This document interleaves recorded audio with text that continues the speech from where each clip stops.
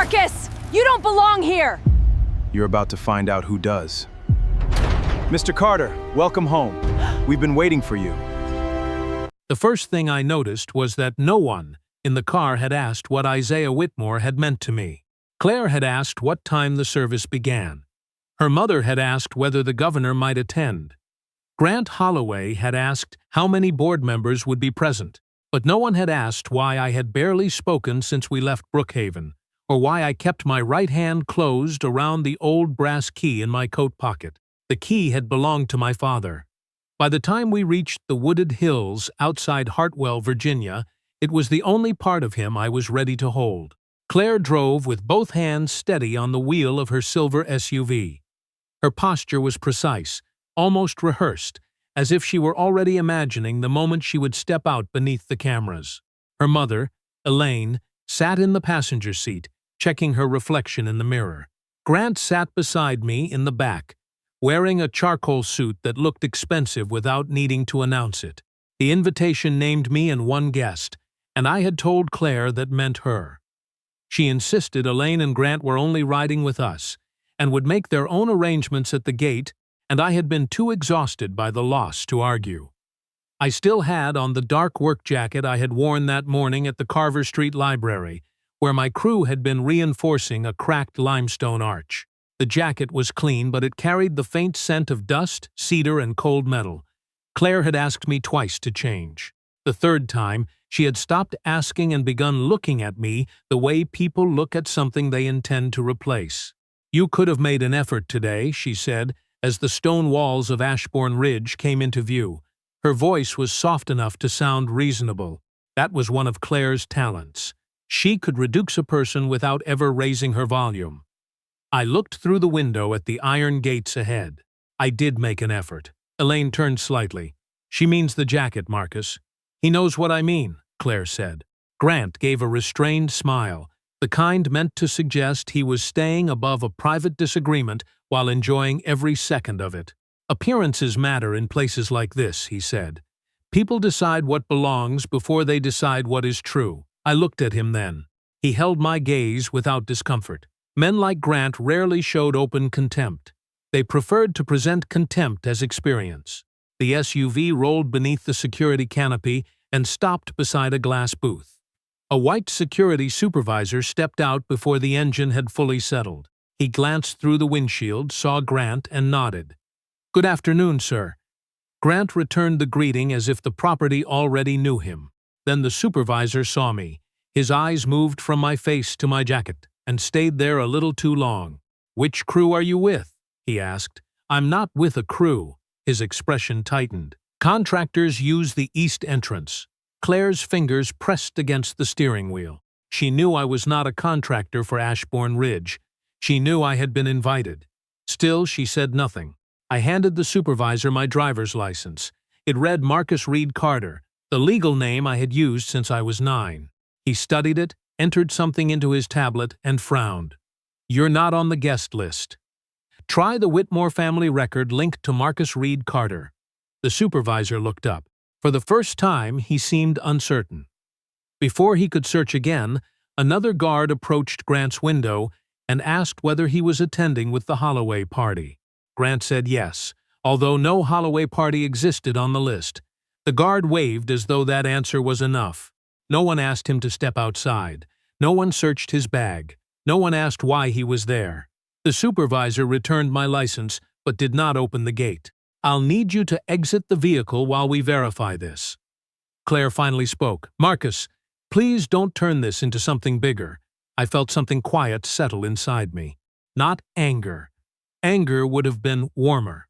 This was the feeling an engineer gets when he discovers that a wall has been carrying weight long after its support has failed. "Bigger than what?" I asked. Her eyes met mine in the mirror. For a second I saw hesitation. Then Grant leaned forward between the seats. "Claire, we're going to be late." That was all it took. She looked back at the gate, not at me. "Tell them you're with the restoration staff," she said. "It will be easier. I'm your husband." Her jaw tightened. "Right now, you're making everyone uncomfortable." The sentence did not shock me. What shocked me was how naturally she said it. Elaine opened her door, stepped out, and walked around to my side. When she opened the rear door, the cold air entered first. "Perhaps you should take the service road," she said. "We can meet you inside." I did not move. Claire turned in her seat. "Get out, Marcus." Grant stared ahead, careful not to look pleased. "You brought me to a memorial that mattered more to me than you understood," I said. "And now, you want me to enter through the staff gate." Claire's expression tightened, but pride moved faster than curiosity. "I am done apologizing for you," she said. "I am done explaining why you refuse to become more than this." She pointed at my jacket, my hands, the dust caught in the seams of my sleeves. "A man who spends his life repairing what other people abandoned does not belong in a place like Ashbourne Ridge." I stepped out because staying would have meant pretending there was still a marriage inside that car. Elaine placed my overnight bag on the pavement. Grant moved into my seat. Claire pulled away without looking back until she reached the gate. The barrier stayed down. Red lights flashed across the hood of her SUV. Then the doors of the main house opened. Henry Caldwell came down the stone steps with 2 members of the executive board behind him. He crossed the drive toward me, removed his hat, and lowered his head. "Mr. Carter," he said, loud enough for everyone at the checkpoint to hear. "I'm sorry for your loss. The board has been waiting for you." Behind him, the gates opened. Not for Claire. Not for Grant. For me. And on the security screen beside her window, the family access record linked to my legal identity appeared beneath a designation she would read twice before she believed it. Marcus Reed Carter, Whitmore family principal, sole successor. The marriage did not end at the gates of Ashbourne Ridge. The gates only gave the ending a place, a pair of iron doors, and enough witnesses to make denial impossible. By then, Claire and I had been drifting apart for years, though neither of us had used that language. We called it work. We called it stress. We called it ambition, timing, exhaustion, anything that allowed us to keep sleeping beside each other without admitting we no longer rested in the same life. I met Claire 9 years earlier at the old Bellwether building in downtown Brookhaven. Her company had been hired to prepare the property for sale, and the first proposal involved removing its limestone facade because replacement would be cheaper than restoration. I had spent 3 days studying the structure before I told a room full of executives that they were about to destroy the strongest part of the building to hide damage somewhere else. Claire was the only person who asked me to explain. She stood beside the cracked western column while I showed her how water had entered through a poorly repaired joint and traveled behind the stone. "So the wall isn't the problem," she said. "The wall is where the problem became visible," I answered. She remembered that sentence long after the project ended. In the beginning, she liked that I worked with my hands. She said the dust on my sleeves made me seem honest. She admired that I could walk into an abandoned station or a neglected library and see what it might become instead of what it had been allowed to turn into. Our first home was a narrow brick house near the north side of Brookhaven. The kitchen floor leaned slightly toward the back door, and the upstairs windows rattled whenever freight trains passed after midnight. Claire called it temporary. I called it ours. For a while that was enough for both of us. The first changes were small. They usually are. At a charity dinner hosted by one of Claire's clients, a man handed me his car keys without asking my name. Claire corrected him and laughed afterward. But she laughed in the careful way people do when they are trying to make an insult harmless. Months later, at another event, a woman asked whether I had entered engineering through a special hiring program. Claire changed the subject before I could answer. On the ride home, she said she had only been trying to protect the evening. I asked who she had been protecting it from. She looked out the window and said I was making too much of it. After her promotion, the events became more frequent and the rooms more polished. I noticed that staff members often directed me toward service entrance before they saw Claire beside me. Hosts asked Grant Holloway's kind of questions of men in tailored suits, but they asked me whether I was working that evening. Claire saw it happen. At first, she would place a hand on my arm and introduce me clearly. Later, she began introducing me as a consultant. Eventually, she stopped describing what I did at all. One night, we arrived at a private restaurant where Claire had reserved a table under her name. The host greeted her, looked at me, and said the delivery entrance was around the corner. I waited for Claire to correct him. She did, but not immediately. That pause lasted less than 3 seconds. I remember it because damaged structures teach you to pay attention to delays. A door that closes half a second too slowly may have shifted on its frame. A person who waits before defending you has already begun calculating the cost. At dinner, Claire barely spoke. On the way home, she said my canvas work jacket had made the situation confusing. "It's a restaurant, Marcus," she said, "not a job site." "He saw my jacket before he saw my face," I asked. "That isn't what I said. It's what happened." She pressed her lips together. "You know how these places are. Why make it harder?" After that came the rules. Wear a suit to her company events. Do not talk about the apprenticeship program unless someone asked. Call the restoration shop an engineering consultancy. Avoid discussing the community projects because wealthy clients sometimes interpreted public work as a lack of commercial success. Each request arrived wrapped in practicality. Claire never said she was ashamed of me. She said she wanted people to see my potential. The trouble was that her version of my potential always required me to become less recognizable. I should have confronted it then. Instead, I told myself that Claire was adjusting to a difficult world. I believed patience was a form of loyalty. In truth, some of it was fear. If I asked her directly whether she still respected me, I might receive an answer I could not repair. So I kept working. I restored libraries, courthouses, train depots, and old brick homes that developers had decided were no longer worth saving. I trained men and women who had been told that a 4-year degree was the only respectable path into a stable life. Every evening, I returned to a house where my wife increasingly spoke about me as though I were an unfinished project. Elaine encouraged it. She never raised her voice or used openly cruel language. She simply asked why Claire had to explain my clothes, why I insisted on staying small, why a woman with her education should spend weekends attending neighborhood restoration events. "People make decisions quickly," she once told me. "You cannot blame them for responding to what you present." I asked whether she believed I was responsible for every false assumption made about me. Elaine smiled and said responsibility was not the same as blame. That was how she did it. She polished prejudice until it resembled advice. By our 6th anniversary, Claire had stopped visiting the shop. She said the dust irritated her allergies. She stopped asking which buildings I was working on. When I came home excited about saving the carved ceiling of a historic music hall, she listened for less than a minute before asking whether the project would help me meet more influential clients. I remember looking at her across our kitchen table and realizing that she no longer heard the meaning of my work. She heard only its market value. Still, there were moments when the old Claire returned. She would laugh with her whole face. She would rest her head against my shoulder while we watched rain strike the windows. Those moments kept me from naming what was happening. A building may remain beautiful long after its foundation begins to move.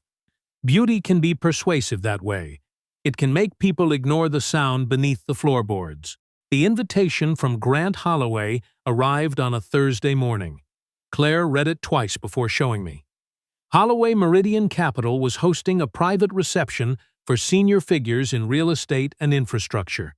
Grant had included a handwritten note saying he had followed Claire's work and believed she was ready for larger opportunities. She asked whether I thought she should attend. I said yes. What I did not say was that no man at Grant's level sent handwritten invitations to strangers without knowing exactly what door he expected them to open. Grant Holloway did not enter our marriage like a storm. Storms announce themselves. They darken the sky, shake the windows, and give people time to move what matters away from the glass. Grant entered like water behind stone, quiet enough to be mistaken for something harmless, until the damage had already traveled beyond the surface. Claire attended his reception alone. She told me spouses had not been included, though I later learned several guests had brought partners. She returned after midnight with a new confidence in her walk, the kind that comes when someone has spent an evening hearing a version of themselves they prefer. Grant had praised her understanding of luxury markets. He had asked why she was still managing client relationships instead of directing acquisitions. He had described her company as too cautious to recognize talent before it became impossible to ignore. Claire repeated his words while removing her earrings at the bedroom mirror. She said them casually, but I could tell she had already stored each one somewhere permanent. "He thinks I should be leading larger projects," she said. "Do you?" "I always have." She met my reflection. "You've never said it like that." I almost asked how she wanted me to say it. Instead, I told her I was glad someone had recognized what she could do. That was true. It was also the first mistake I understood only later. Grant invited her to lunch the following week, then to a planning session for a proposed waterfront district in Northern Virginia. The development was valued at approximately $4,800,000,000 and would combine private residences, transit access, energy storage, and a closed-loop water system. The water technology was the most valuable part. Whitmore Civic Systems held several patents that could reduce municipal consumption without placing the full cost on residents. Grant had spent years trying to license those systems. Isaiah had refused every proposal. Claire did not know that. To her, the project looked like proof that her career was finally expanding. Grant gave her information in carefully measured portions. He never promised her a job outright. He spoke about future leadership, strategic visibility, and the importance of being positioned near decision-makers. He treated possibility like a gift he could withdraw at any time. When Claire described me, he did not criticize. That would have been too obvious. He asked questions. Did my work produce reliable growth? Did I understand the demands placed on her? Had I ever introduced her to investors? Was I comfortable with her becoming more successful than I was? Each question allowed Claire to create the accusation herself. Grant simply listened and made her feel that whatever frustration she expressed was evidence of intelligence. "He understands how difficult it is," she told me one evening. "What is difficult?" I asked. She hesitated. "Being the person in a marriage who is always thinking ahead." I looked at the architectural plans spread across my dining table. I had been calculating how to reinforce a public library without closing its reading room for more than 2 weeks. "I think ahead every day." "That isn't what I mean." "Then say what you mean." She gathered her phone and stood. "This is exactly why I don't." Grant's greatest talent was not persuasion. It was conversion. He could take a private disappointment and convert it into professional ambition, then convert ambition into access. He learned that my shop had once received payment from the Whitmore Community Preservation Fund. He found an old permit application listing a post office box that had also appeared in a public filing connected to a Whitmore family trust. The connection was thin, but Grant built careers by noticing what other people dismissed as administrative coincidence. He began asking Claire about my clients. At first, the questions sounded social. Had I ever worked at Ashbourne Ridge? Did I know Isaiah Whitmore personally? Why had a private infrastructure foundation for one of my projects? Claire asked me those questions over dinner. I answered carefully but not dishonestly. I said the foundation supported historic preservation and that I had met Isaiah through work. Both statements were true. Neither was complete. She watched me in a way that made me aware of every pause. "Grant thinks you may know people who could help with the waterfront project." Then Grant should ask me himself. He respects privacy. I nearly laughed. Instead, I said, "Men who respect privacy do not investigate someone else's husband through his wife." Claire's expression hardened. "He is not investigating you. Then why does he care where my mail goes?" That stopped her. Only for a moment, but I saw it. She had already told him more than she intended. After that, she began keeping her phone face down. She took calls in the backyard. She started attending dinners she described as client meetings, though she wore perfume she had not worn for any client before. I did not accuse her of an affair. I did not know whether one existed, and the truth was already damaging enough without invention. What I knew was that she had begun trusting Grant's interpretation of my life more than my own. He told her I lacked ambition. She stopped seeing discipline in my choices. He told her I limited her social reach. She stopped remembering that I had supported every promotion she earned. He told her powerful rooms judged men like me before we could explain ourselves. That statement contained enough truth to disguise what he was doing with it. Marcus may be a good man, he told her during a call I overheard from the hallway, but fairness is not the same as reality. People in these rooms decide quickly. You should not spend your life paying for decisions they make about him. Claire was silent. Grant continued. You deserve to stand beside someone who expands the room. He was not asking her to reject prejudice. He was teaching her to relocate herself to its safer side. A week later, I saw the message on her phone while plugging it into the kitchen charger. The screen lit before I could look away. You should not have to apologize for the man standing beside you. Claire entered the room and took the phone from my hand. We stood less than 3 feet apart, but the distance felt engineered. What does he mean? I asked. He means you make things difficult. For whom? For me. There was no anger in her voice. That made the words heavier. She had moved beyond argument and into conclusion. I asked whether she was embarrassed by me. Her eyes shifted toward the window. I am tired of pretending the world works the way you think it should. I know exactly how the world works. Then why do you keep walking into rooms dressed like you don't care what they see? Because what they see first should not become who I have to be. She shook her head. That sounds noble when you're not the one managing the consequences. I wanted to tell her that I had managed those consequences all my life. I wanted to tell her that every room she found uncomfortable had been a room I had learned to survive before she entered it. But something in her face told me the conversation was no longer about understanding. She had chosen the explanation that required the least sacrifice from her. The following morning, Claire photographed an invitation bearing the Whitmore crest that I had left inside a folder. It was the notice for Isaiah's private memorial. She sent the image to Grant. She believed I did not see her. I did. By then I had begun to understand that Grant was not trying to take my wife from me. He was trying to discover what she could lead him toward. Neither identity was false, but each belonged to a different part of my life. Marcus Reed Carter was the legal name on my driver's license, my business permits, and the brass plate outside my restoration shop. Carter was my mother's name. Carter Whitmore was the family designation used in the trust, sealed corporate records, and the few systems where my relationship to Isaiah had to be documented. I was 9 when my father decided the world should no longer know I was his son. At the time, Whitmore Civic Systems was still becoming the company people later described as inevitable. It was not inevitable. My father, Isaiah Whitmore, had built his first contracts around water treatment systems for towns larger firms considered unprofitable. Banks denied him financing that younger companies with weaker plans received without difficulty. Procurement officers praised his work in private and questioned his capacity in public. He learned to document every conversation, every promise, every unexplained delay. By the time I was born, he trusted written evidence more than personal assurance. When I was 9, a contractor involved in a dispute over a regional transit project arranged for 2 men to approach me outside a private event. They did not harm me. They did not need to. Their purpose was to show my father that they knew where I would be and that his family could be made part of a business negotiation. I remember one of them asking whether I liked trains.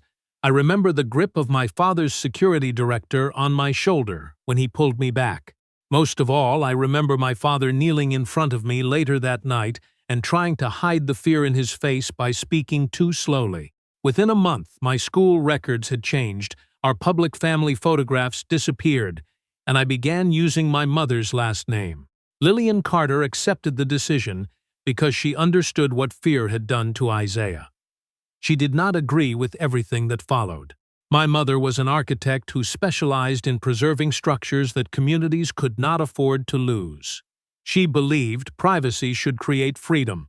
My father believed it should create control. Those ideas can look similar from the outside. They feel very different to the person living beneath them. At Ashbourne Ridge, my life became divided into protected rooms.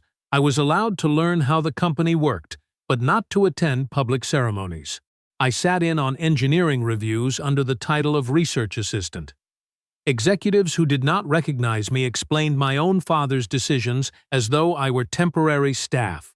Isaiah considered that useful. He said, Anonymity allowed me to hear what people said when they thought power was absent. My mother said a person could spend so long listening from the corner that he forgot how to stand in the center.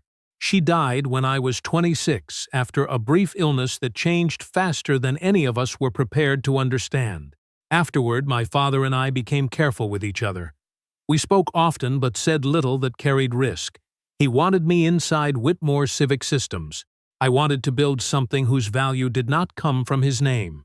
I opened Carter Structural Restoration with money I had earned through engineering contracts and a modest loan guaranteed by equipment, not by the family trust. Isaiah offered assistance once us. I refused so quickly that he never offered again. He still found ways to send work toward communities I served, though he made sure the contracts passed through independent foundations. I knew what he was doing. He knew I knew. That was how affection worked between us after my mother was gone. Indirect, practical, and disguised as administration. I met with him about 5 times a year.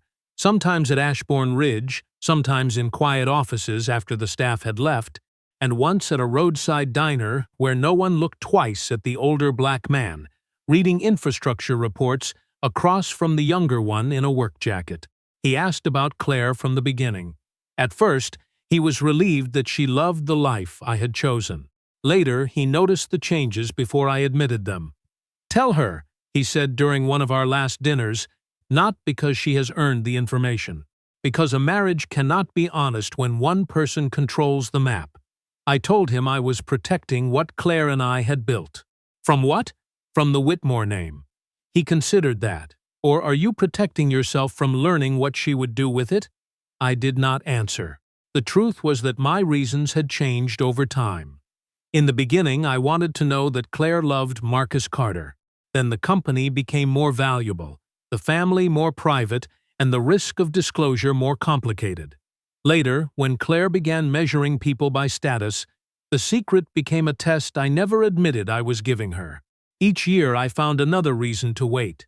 Naomi Price challenged me more directly. She had served as my father's general counsel for over 2 decades and treated family discomfort like any other liability that worsened when ignored. "Protection has an expiration date," she told me. "After that, it becomes control." I asked whether she thought I was controlling Claire. "I think you have made a decision that affects her life, and denied her the information needed to respond to it. Your intentions do not erase that." She was right. I knew she was right. But knowledge does not always produce courage at the moment it is needed. 2 weeks before the memorial, Isaiah asked me to come to Ashbourne Ridge after dark. He looked smaller than he had at our previous meeting, though his voice was steady. On the desk between us lay a thin folder marked Holloway Meridian. Inside were corporate records, photographs from investment conferences, and a summary of contacts between Grant and 2 members of the Whitmore board. "He is studying the water division," my father said. "I know. No, he is studying you." I looked at the folder again. Isaiah tapped a page containing Claire's name. "Someone accessed an old vendor trail connected to your shop. Holloway followed it to the family trust. Does he know who I am? Not yet. But he knows your marriage may provide the answer." I felt anger then, not toward Grant alone, but toward the entire system of silence I had allowed to form around my life. "I'll speak to Claire." Isaiah leaned back. "Speak to her because she is your wife, not because she has become a security problem." It was the most honest thing either of us had said that evening. Before I left, he gave me the brass key to his study and closed my fingers around it. "There are things I should have told you sooner," he said. "Do not inherit that habit from me." 2 days later, Naomi called before sunrise. My father had suffered a stroke during the night. By the time I reached the hospital, the decisions had already been made by a body that had stopped asking permission. Isaiah Whitmore died at 72, leaving behind a company known across the country and a son most of the country did not know existed.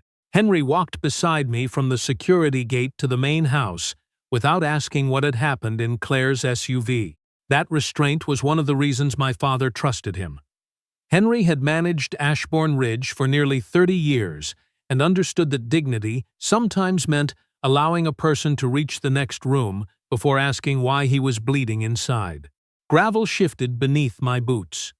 Behind us, Claire's vehicle remained at the checkpoint while security reviewed credentials that suddenly seemed less impressive than they had minutes earlier. I did not turn around. There are moments when looking back becomes an invitation, and I had already spent too many years inviting explanations for choices that required none. Ashbourne Ridge appeared unchanged.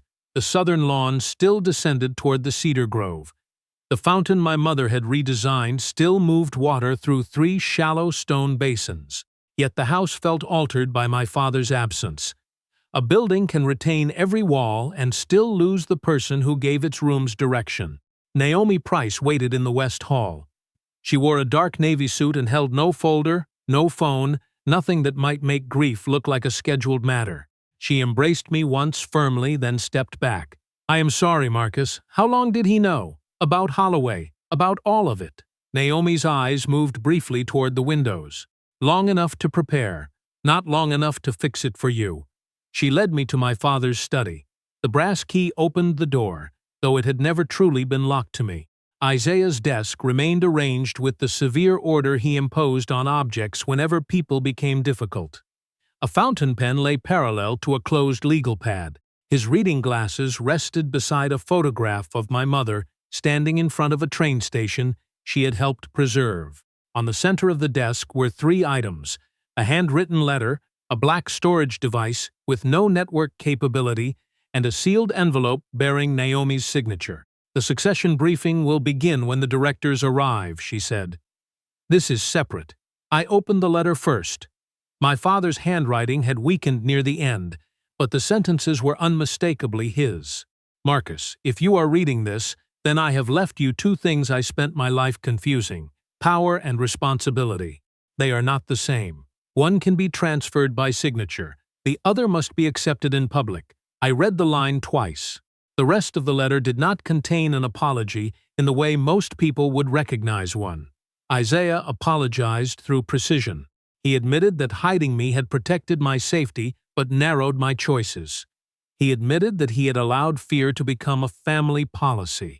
He wrote that Whitmore Civic Systems had been created to provide essential infrastructure where markets had failed ordinary communities, but success had attracted people who saw public need as private leverage. Grant Holloway was one of them. Naomi activated the storage device and opened a recorded message. My father appeared on the screen, seated in the same chair behind the desk. He looked tired, but his gaze was direct. "The company now oversees approximately $920 billion in contracts, operating assets, long-term concessions, and partner holdings," he said. "That number will be repeated by people who want you frightened by it or seduced by it. It is not a personal account. It represents systems that provide water, transport, energy, and employment. Treating it like a fortune instead of an obligation would destroy what built it." He explained that the family's actual controlling interest was valued near $88 billion. Under the trust structure, I would receive 61% of the voting rights, ownership of Ashbourne Ridge and its 76 acres, and control of several charitable and workforce development foundations. The figures were large enough to seem abstract, but the number that held me was 140,000. That was the approximate number of people whose work depended directly on the company's decisions. My inheritance was not a throne, it was weight. Isaiah then described Holloway's plan. Grant had assembled a network of holding companies to purchase Whitmore's water technology division through a supposedly independent bidder. Internal estimates suggested the proposed transaction undervalued the division by nearly $18 billion.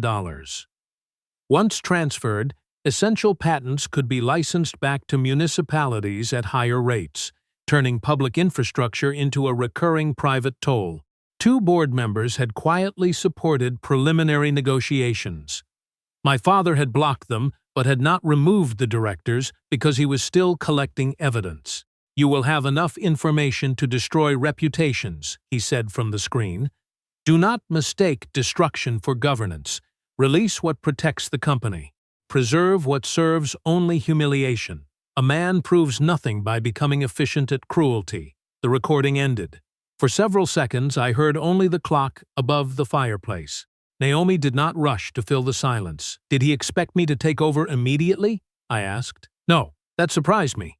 The trust grants you control, not automatic competence. Isaiah required a transition review. He wrote that? I did. A faint softness entered her expression. He agreed after arguing for 3 weeks. Before I could respond, voices rose in the hall. Members of the board had begun arriving. After Naomi authorized Claire to attend the limited succession briefing as my legal spouse and permitted Elaine to wait in the East Salon, security escorted both women to the house. Claire appeared in the doorway moments later with Elaine behind her. Grant was no longer with them. Security had denied him access to the family wing.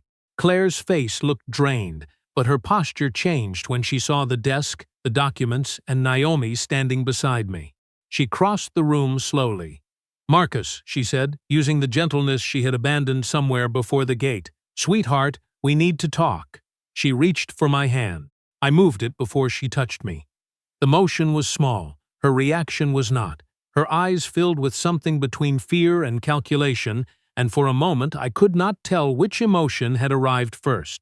"You should have told me," she whispered.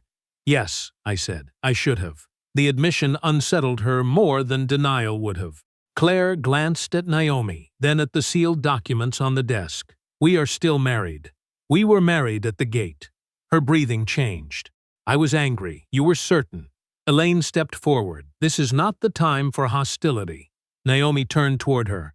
"Mrs. Bennett, this is a private family proceeding. You may wait in the East Salon." Elaine looked offended, but Henry had already appeared behind her. Claire remained. I studied the woman I had loved and asked the question that had been waiting beneath every other question for years. "Am I your husband now because you recognize me, or because this room does?" She opened her mouth, but the board secretary entered before she answered. We moved to the long meeting room overlooking the western lawn. 12 directors sat around a table built from reclaimed oak my mother had selected decades earlier. Some looked at me with curiosity. Others looked at my work jacket as if it were evidence against me. One director whispered to another that markets required a stable image during succession. He did not lower his voice enough. I understood the phrase. Stability meant familiar. Familiar meant someone whose presence did not require explanation to investors accustomed to seeing power arrive in one particular form. Naomi summarized the trust amendments and succession documents. Each provision transferred more authority to me and more doubt into the room. When she announced the 61% voting interest, Claire closed her eyes for a fraction of a second.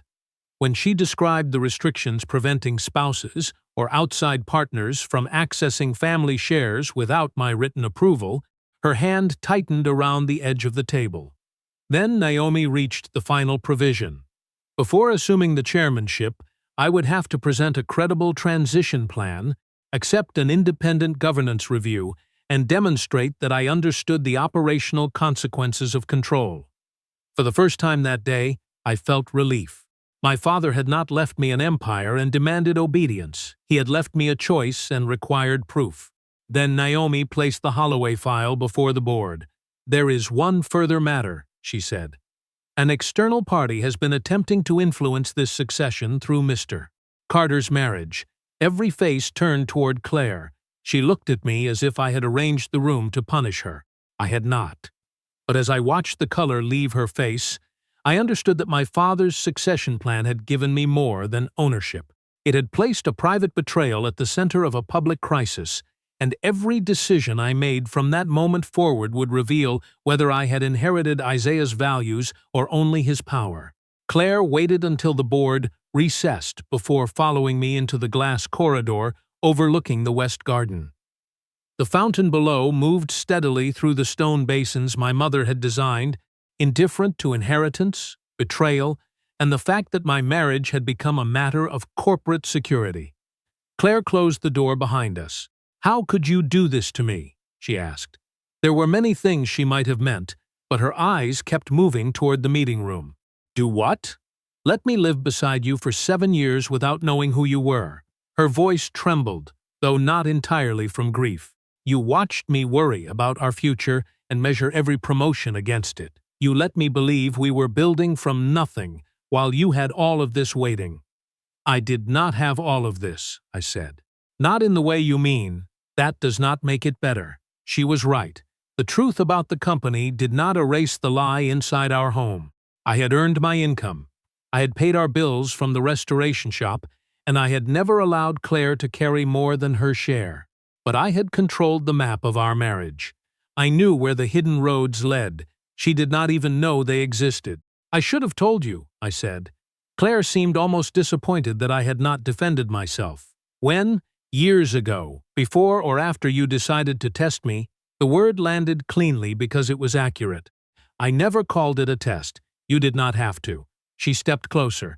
Every dinner, every client event, every time I asked why you refused to move forward, you were watching me. You were waiting to see whether I was good enough to learn the truth. I looked through the glass at the winter lawn. At first, I was protecting my privacy. Later, I was protecting myself. Somewhere after that, I stopped knowing the difference. Her anger softened for 1 second. But the softness did not become forgiveness. You knew what people thought when they saw us together, she said. You knew I had to manage those rooms. You should not have had to manage my existence. That is easy to say when you were the one being principled. I was the one being judged. Claire folded her arms. And I was the one standing beside you while it happened. No, I said. Not always. She looked away. The silence between us held the restaurant host, the company dinners, the introduction at the gate, every moment when she had chosen comfort over correction. Claire's voice lowered. You could have changed everything with 1 sentence. So could you? Her face tightened. You think this is all my fault. I think my silence was mine. What you did inside that silence was yours. Before she could answer, her phone vibrated. Grant's name appeared on the screen. Claire declined the call, but not quickly enough to hide it. He says you are preparing to cut me out, she said. Grant does not know what I am preparing. He says Naomi will use the trust to leave me with nothing. The trust existed before our marriage. You will receive whatever the law says belongs to our shared life. How generous! It is not generosity. It is the law. Claire stared at me as if fairness had become another insult. That evening, Grant sent a document to her hotel. He called it a marital preservation agreement and claimed independent attorneys needed to copy only the financial records Claire already had a legal right to review. Claire later said she believed she was protecting herself. That may have been true. Fear does not make people innocent, but it can make bad instructions resemble rescue. After signing, she followed Grant's instructions and ran a collection program on the personal laptop she had taken from our house. On the night Isaiah died, before Naomi's office issued me a secure device, I had opened a password-protected preliminary operating memo on that laptop. The program copied Claire's financial folders, then captured the cached version of that memo without telling her it had reached beyond the folders she selected. By morning, Grant's contractors had the document they needed. 2 days later, a video from the Ashbourne Ridge Gate appeared online. It had been cut carefully. The first section, where Grant was welcomed without proper verification, was missing. So was the part where security asked me to use the contractor entrance. The video began with me standing beside Claire's SUV and ended with the gate opening after I approached. Without context, my stillness looked confrontational. My silence was described as threatening. Claire's decision to drive away was presented as an act of self-protection. Commentators who had never heard my voice explained my temperament. One financial host called me an unstable heir with a grievance. Another said the board should consider whether I had the emotional discipline required to lead. Grant appeared on a business program and spoke gently about protecting Claire's privacy. His restraint was praised as leadership. Mine was treated as something dangerous waiting to happen. The video passed 38 million views before Naomi's office completed its first technical review. Metadata later showed that the edited export had been sent from a Whitmore public relations account to a reporter after a Holloway intermediary requested it. At the same time, an internal transition document appeared in a reporter's inbox. It claimed I planned to dismiss senior executives, close community programs, and transfer company assets into family-controlled entities. The language looked official. The signature looked like mine. It was not. Naomi entered my father's study with a printed access report. The original file was copied from a device registered to your home, she said. The session used Claire's account. I felt no surprise, only confirmation. Did she alter it? We do not know. But someone used the access she authorized. Outside, another news alert appeared on my phone. Holloway Meridian was calling for an emergency review of my voting rights. I looked down at the brass key, still resting beside my father's letter. Isaiah had warned me that power and responsibility were different things. Now I understood the third thing he had not named: exposure. Power did not only reveal what others wanted from you. It revealed how quickly the world could turn a black man's grief, silence, and inheritance into evidence against him. Grant did not need the public to believe every accusation. He only needed the board to believe that uncertainty had become expensive. Within 48 hours, Richard Vail and the second supporting director delivered a petition from a group of minority shareholders demanding that the board delay recognizing my votes for 30 days. The petition, prepared by Holloway Meridian's attorneys, warned that the shareholders would seek an emergency court order if the board refused. It came wrapped in the language of caution, invoking market confidence, workforce stability, and fiduciary duty. It did not mention that both sponsoring directors had privately met with Grant 3 times during the previous month. The emergency meeting took place by secure conference because several board members were traveling. I sat at the far end of my father's table while faces appeared across the wall screen. Some directors addressed me as Mr. Carter. Others called me Marcus with a familiarity they had not earned. One man, Richard Vail, said the company needed a leadership image that reassured traditional investors. What image would that be? Olivia Chen asked. Vail adjusted his glasses. One with recognized corporate experience. That was not my question. He did not answer. The words in the room were careful, but their direction was not. I had spent much of my life listening to people describe exclusion without naming it. They spoke of fit, tone, polish, stability, readiness, and the comfort of stakeholders. The terms changed. The result rarely did. Grant joined the call as a representative of the proposed buyer after Richard Vail, and the second supporting director insisted that he be allowed to address the acquisition concerns. Naomi objected to his presence during any discussion of the succession dispute. He appeared in a neutral office with no visible company logo. This is not about Mr. Carter's background, he said. It is about whether a sudden and emotionally complicated succession should control an institution of this scale. Emotionally complicated. He had taken my father's death, my wife's betrayal, and the public suspicion placed on my body and turned them into a risk category. Olivia asked whether Grant had any financial interest in acquiring Whitmore assets. He denied having a direct interest. The word direct did more work than the rest of his answer. Naomi requested a full disclosure of every entity connected to Holloway Meridian. Grant said he would provide whatever the law required.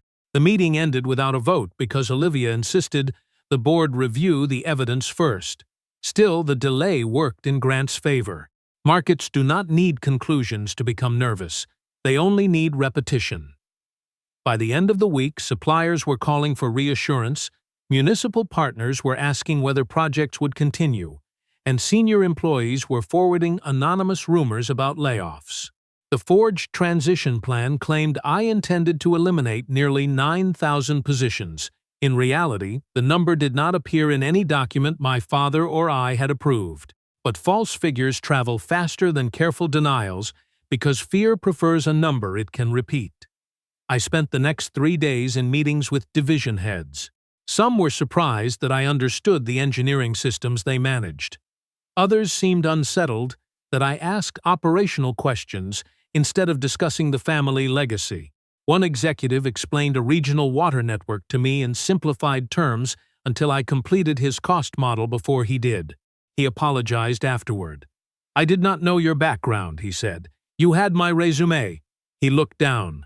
"I meant your corporate background." I let the sentence remain where he had placed it. Not every insult needs to be confronted immediately. Some reveal more when allowed to stand unsupported. Yet competence alone did not solve the problem. I had never managed an organization with 140,000 employees. Pretending otherwise would have made me exactly what Grant needed the board to fear. Olivia met me privately at Ashbourne Ridge. "Your father's shares give you control," she said. "They do not give you trust." "I know. Do you?" She placed the forged plan beside a blank legal pad. "Then show us what you would actually do." I had no answer ready. That frightened me more than Grant's accusations. For one night, I considered walking away. The trust allowed me to appoint an external steward. I could return to the restoration shop, let professionals run the company, and refuse to become the symbol everyone wanted to defend or attack. The following morning, I drove to the Carver Street Library. The building was closed to the public while we reinforced the West Arch, but the apprenticeship crew was already working. One trainee showed me a repaired joint he had completed without supervision. He had spent years moving between temporary jobs before joining our program. "I never thought anyone would trust me with something that had to last," he said. His pride was quiet, almost cautious, as though too much happiness might cause the opportunity to disappear. I looked around the library and thought about the programs Grant intended to cut once the water division was separated and the community foundations lost their funding. Walking away would not keep me clean. It would simply leave other people to absorb the cost of my refusal. That afternoon, Naomi received a message from Daniel Ruiz, the younger guard who had been at the gate. He said the full security footage still existed on an internal backup. The supervisor had ordered the public relations team to export only the section showing my confrontation with Claire. Daniel had objected but remained silent after being warned that temporary employees were easily replaced. "Will he testify?" I asked. "Only if he is protected." "Can we protect him?" "Legally, yes. Professionally, that depends on whether the company means what it says about retaliation." I understood the question beneath her answer. Policies do not prove values until someone powerful accepts their cost. I told Naomi to place Daniel under formal whistleblower protection and to preserve every security record. Then I returned to the blank legal pad Olivia had left behind. For the first time since my father's death, I stopped thinking about how to defend my inheritance. I began thinking about how to deserve the responsibility attached to it. Evidence accumulated without drama. Most truth does. It arrived as server logs, amended contracts, hotel records, payment schedules, and calls in which people believed professionalism made dishonesty less visible. Naomi's team traced the company that had submitted the offer for Whitmore's water division through 4 holding entities.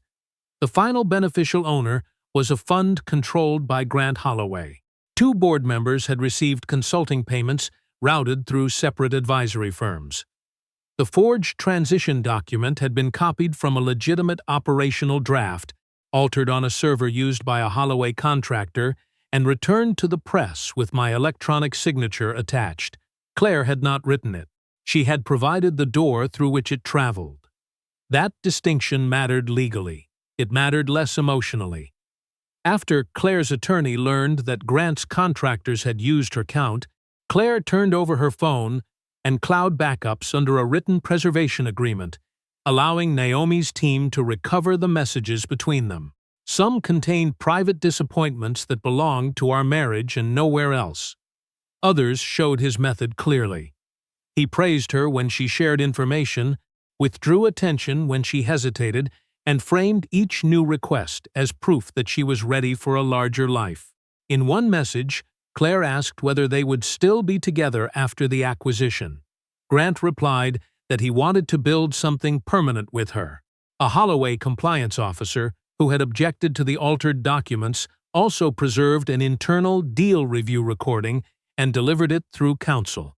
In that recorded call with one of his partners, made 4 hours after his message to Claire, Grant described her as a temporary access point who would be removed once the transaction closed.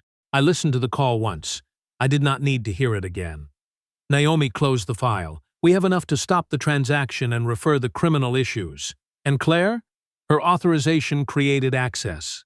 Whether prosecutors treat her as a participant or a manipulated witness will depend on what she knew.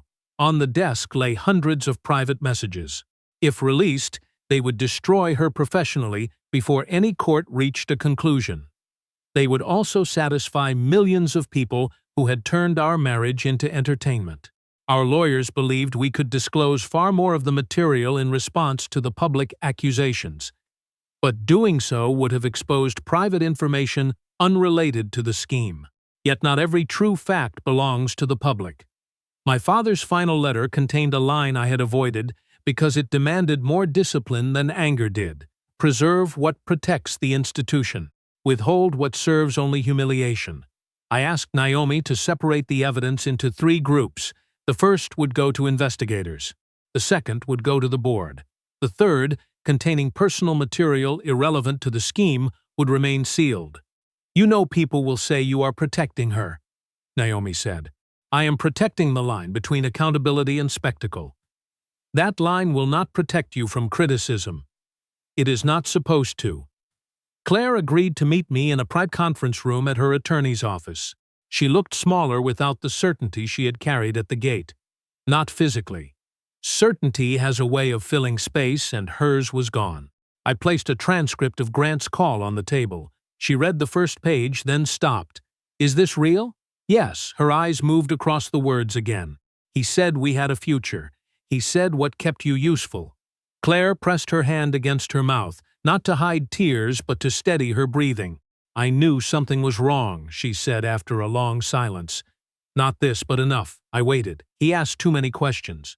He always knew when I had been with you. He cared more about your mail than my work. I told myself that was how powerful people operated. Why? Because believing him made my choices look intelligent. It was the most honest sentence she had spoken to me in years. She looked at the transcript. Are you going to release everything? Only what the board and investigators need. Surprise crossed her face. Then shame. Mercy can be harder to receive than punishment when a person knows they have not earned it. Why? She asked. Because I do not want the worst thing you did to become the only thing anyone is allowed to know about you. Her eyes filled. Can you forgive me? Not today. I did not say never. I also did not offer hope I did not feel. Claire looked toward the window. I thought standing beside Grant would make people stop judging me for standing beside you. There it was, beneath ambition, beneath embarrassment, beneath every polished explanation. She had wanted distance from the cost of loving a man the world sometimes evaluated before he spoke. They were judging me, I said. You decided the safest place to stand was with them. She closed her eyes. Neither of us spoke for several seconds. Some truths do not need repetition. Before leaving, I told her the divorce would proceed through ordinary law. I would not use the family trust to deny her the share of our life she had legally earned. I would not contact her employer. But I would not interfere with any investigation or protect her from documents she had signed. That is fair, she said. The words sounded painful because fairness no longer favored her. On the morning of the board meeting, I returned to my father's study. The room was gray with early light. I placed the evidence file beside the transition plan I had spent 4 nights preparing. My father's company was within reach. So was the ability to ruin everyone who had tried to take it. For the first time, I understood that restraint was not the absence of power. It was power refusing to become appetite. I closed the private file, locked it in the cabinet, and carried only what justice required into the meeting room. As the lead independent director, Olivia chaired the meeting. The board expected me to begin with an accusation. Grant expected anger. Richard Vale expected uncertainty disguised as arrogance. Instead, I stood at the head of the reclaimed oak table and admitted the facts that belonged to me. I concealed my identity from my wife for 7 years, I said. I did it first for safety, then for privacy, and eventually because I was afraid of what the truth might reveal. That was wrong. No one moved. A confession changes a room because it removes weapons people intended to use later. I have not led an organization of this scale, I continued. Ownership does not make me qualified. My father's shares give me authority under the trust. They do not require this board, the employees, or our partners to pretend I have experience I do not possess. Grant's expression remained composed, but the stillness around his mouth changed. His strategy depended on presenting me as a man who believed inheritance had placed him beyond examination. For that reason, I said, I am proposing an 18-month transition. The plan appointed Olivia Chen as interim executive chair for the first 6 months. I would oversee infrastructure operations, workforce development, and the community foundations while completing weekly reviews with division leaders. An independent governance firm would audit board appointments, procurement relationships, and succession controls. No major asset sale would occur during the review period. Community programs would remain funded. Any executive compensation tied to the sale of the water division would be suspended. After 12 months, the board would publish a performance assessment of my leadership. At 18 months, the directors would vote on whether I should remain chair, though my ownership rights would remain unchanged. Olivia read the plan without expression. You are voluntarily limiting your own operational authority? I am defining it. Richard Vale leaned forward. The market may interpret that as weakness. The market already interpreted a forged document as fact. I am more concerned with building a structure that can survive interpretation. Grant spoke next. This is admirable, but it does not address the evidence that Mr. Carter planned mass dismissals. Naomi opened the first file. There is no such evidence. She projected the legitimate operational draft beside the forged version. Changes appeared highlighted across the screen. False closure dates, invented layoffs, fabricated transfers, and my copied signature. Technical records linked the altered document to a Holloway contractor. Grant said contractors worked for many clients. Naomi then displayed the ownership chain connecting the proposed buyer of Whitmore Water Technologies to a fund under his control. You denied having a direct financial interest. Olivia said the structure is indirect. The benefit is not. The next documents showed consulting payments to Vale and another director. Vale called them unrelated advisory fees. Naomi presented messages discussing how each man would support delaying recognition of my voting authority before approving the sale. The room changed then. Suspicion moved away from me and found the people who had expected to direct it. Grant asked that the meeting pause while counsel reviewed the claims. Olivia denied the request. You requested urgency, she said. You may now experience it. Naomi brought Daniel Ruiz onto the secure screen. His voice shook during the first question, then steadied as he described the checkpoint procedures. He confirmed that Grant had been informally waved forward, while I had been directed out of the vehicle and questioned as a contractor. He said his supervisor later ordered the communications team to remove those sections from the export sent outside the company. The full recording played without commentary. Everyone watched Claire identify me as restoration staff. They watched the supervisor search my name only after requiring me to leave the vehicle. They watched me step out without threatening anyone. They watched Claire order my bag placed on the pavement. No one spoke when the video ended. I addressed the board. The issue is not that one guard made a wrong assumption. The issue is that the assumption moved through every level of the company without resistance. Security treated appearance as evidence. Communications edited context to protect management. Executives accepted the convenient version because it supported the conclusion they already preferred. Vale said race had nothing to do with the succession review. Then explain why Mr. Holloway's composure was treated as leadership while mine was described as a threat. I replied. Explain why my work jacket became evidence of incompetence, but his hidden ownership was called sophistication. He had no answer. For the evidentiary portion, Claire and her attorney were admitted under a written confidentiality agreement. Naomi then played Grant's recorded call describing Claire as temporary access. Claire sat near the far wall, her hands folded tightly in front of her. She did not cry. Her face became very still, as mine had at the gate. Pain sometimes removes expression before it creates one. Grant attempted to leave, but corporate security required him to surrender the temporary secure tablet Whitmore had issued for the meeting and earlier due diligence sessions. No one touched him. No one raised a voice. Authority did not need performance. The final vote was not close.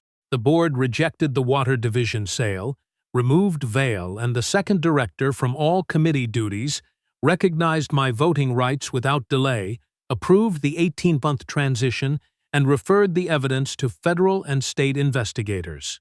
Under the company's bylaws, holders of a majority of the voting shares could act by written consent. After the meeting, I joined the other supporting shareholders in signing the resolutions that removed both men from the board. Olivia remained after the other directors left. "You did not win because your name was on the trust," she said. "You won because you were willing to place your power under rules." Outside the room, Claire stopped me. "Were you ever going to tell me?" she asked. "Every year," I said, "and every year I found another reason to wait. That was my failure." I looked at the closed meeting room doors behind us. "What you did with that silence was yours." Claire lowered her eyes. There was nothing left to argue. The company was secure for the moment. Grant's plan had failed. But victory did not feel like triumph. It felt like standing inside a building after the collapse had stopped, listening for the parts that might still fall. Legal consequences rarely arrive with the timing stories prefer. Grant was not led away from the boardroom. He returned to his office, hired attorneys, denied wrongdoing, and described the evidence as a dispute over aggressive business practices. Over the following months, investigators examined the altered documents, unauthorized access, hidden ownership structures, and payments to the removed directors. Holloway Meridian lost several institutional clients before any court reached a final judgment. Grant's influence did not disappear in one dramatic moment. It eroded through subpoenas, resignations, frozen transactions, and the slow loss of trust from people who had once mistaken confidence for character. Claire cooperated with investigators. Her attorneys argued that Grant had manipulated her and that she had not understood the collection program would reach beyond the financial folders she had selected. Both statements contained truth. Neither removed responsibility. She had seen enough warning signs to stop, and had continued because stopping would have required her to examine the person she was becoming.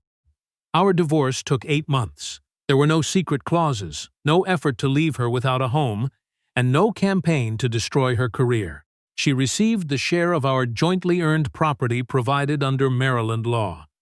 The Whitmore Trust remained separate. I did not celebrate when the agreement became final. Ending a marriage is not a victory simply because staying would have been worse. Claire sent me one letter after signing the papers. She wrote that her deepest failure had not been overlooking my wealth. It had been allowing strangers' assumptions to become her own. She said she had spent years asking me to make myself smaller because she lacked the courage to challenge rooms that made her uncomfortable. She did not ask to return.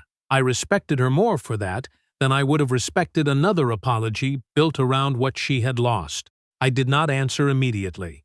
Months later, I sent a brief note saying I hoped accountability would become something she practiced rather than something she survived. At Whitmore Civic Systems, the transition was less dramatic and more difficult than the board vote. Policies had to become procedures, and procedures had to survive the inconvenience of being applied to powerful people.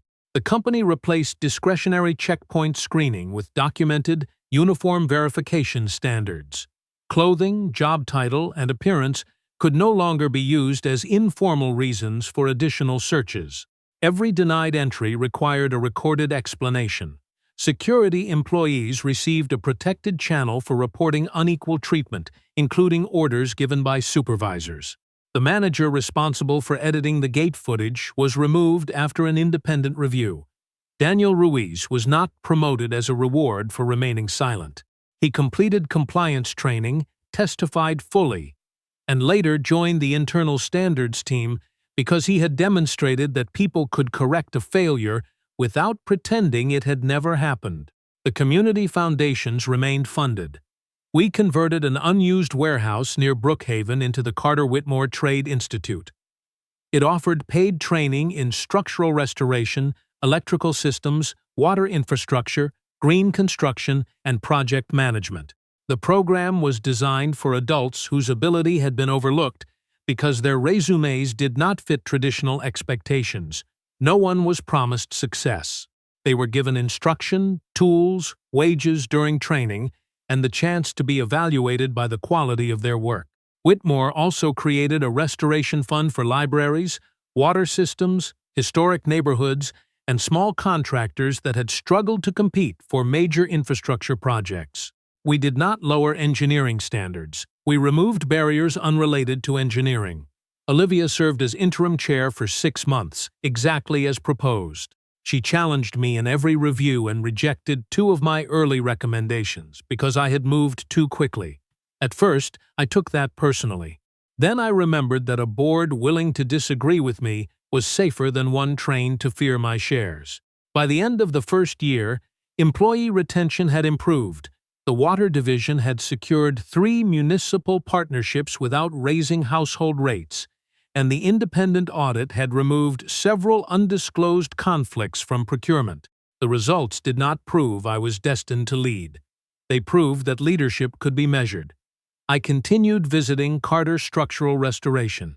Not every week, and never for photographs. I went because physical work restored proportion. An executive decision could move billions of dollars, but a stone arch still failed for simple reasons: pressure, neglect, poor materials, or someone deciding that a small crack could wait. 1 year after the memorial, I returned to the Carver Street Library. The West Arch had been completed, and the reading room had reopened. Several trainees were restoring the interior brickwork under the supervision of the same senior crew members who had helped me build the apprenticeship program. One of them asked why I still inspected joints when I had engineers across the country working for the company. I ran my thumb along the repaired mortar line. Because buildings do not care who owns them, I said. They only respond to how they are treated. Outside, afternoon light crossed the library steps. I thought about my father, my mother, Claire, and the gate at Ashbourne Ridge. Some structures deserve restoration because their foundations remain sound beneath the damage. Others must be released because preserving them would require pretending the foundation still exists. My marriage could not be repaired by wealth, regret, or public humiliation. The company could not be repaired by replacing one powerful man with another. Both required the same first step: naming the damage without turning it into permission for cruelty. I inherited enough power to ruin the people who underestimated me. Instead, I used it to rebuild places where people had been underestimated for generations. That did not make me better than them. It reminded me that every day, power asks the same question in a different form. Now that you can do almost anything, what kind of person will you choose to be? If Marcus's final choice changed how you viewed his victory, share the moment that stayed with you and tell us where you're watching from. Subscribe for more stories about dignity, justice, and the decisions that reveal who people truly are.